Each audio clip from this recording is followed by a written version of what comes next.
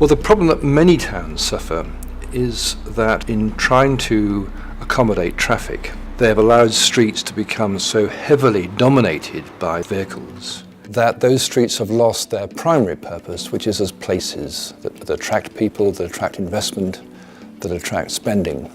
Streets have always had to serve multiple functions.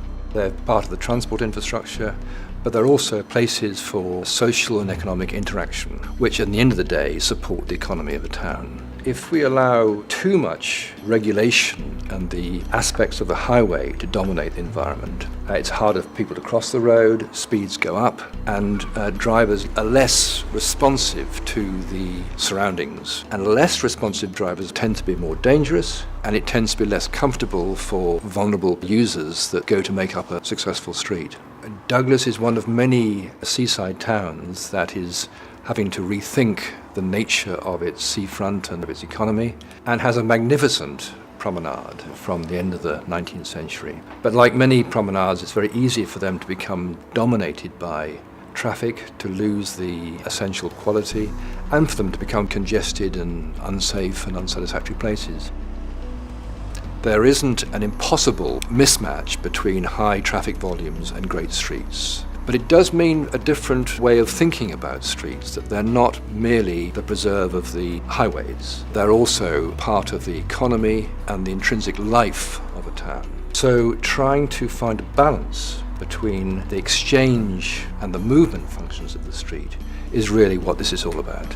If, as we did in the past, you try and drive a standard highway through the middle of the town, it's rarely successful. You continue to have congestion, to have accidents, and your town's economy rarely thrives.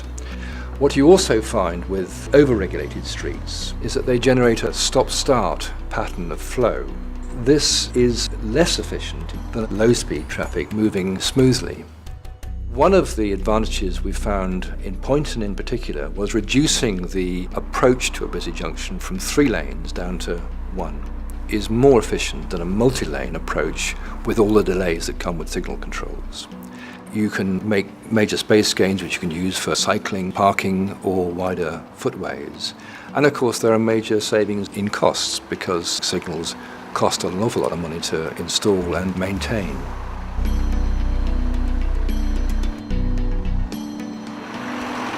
It's just instantly changed. It's just quite remarkable. It's just astounding the difference it's made by just changing and covering the lights.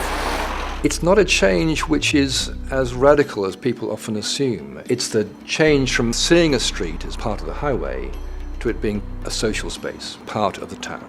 Drivers begin to take their cues from their surroundings and not from trying to beat the red light. Drivers are part of the place they're in, somewhere that is distinctive, is different from the highway. One of the pleasing outcomes is that the courtesy which emerges from low-speed design spreads out into other aspects of street life.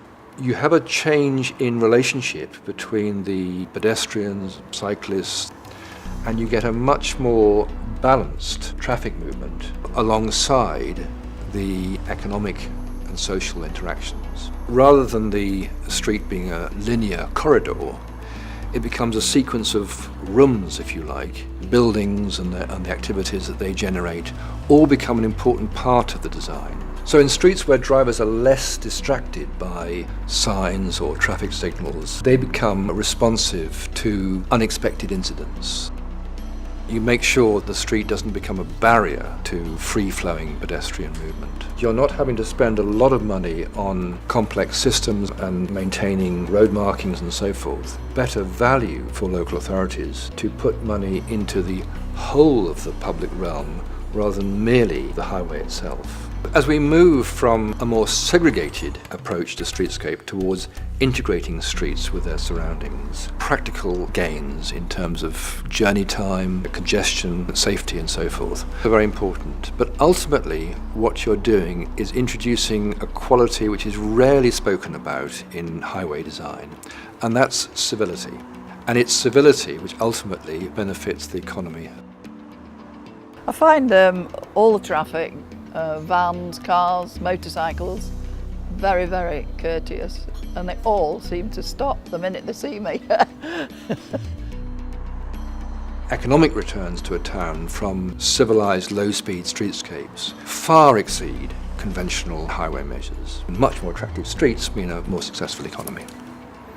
The value of businesses and properties around the centre of Poynton in the time that the scheme was completed have more than doubled. It's a huge value, hundreds of millions of pounds, way in excess of the £3 to £4 million that the scheme cost.